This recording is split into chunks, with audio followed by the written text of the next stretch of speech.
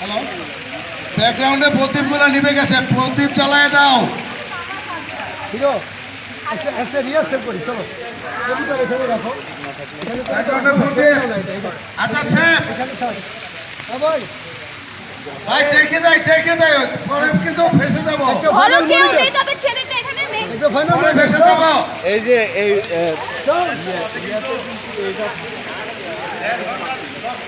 আজাদ ভাই, আজাদ, পরে ফেসে যাবো ভাই। হ্যাঁ হ্যাঁ, বাতি দুটো মাঝখান দিয়ে দেন।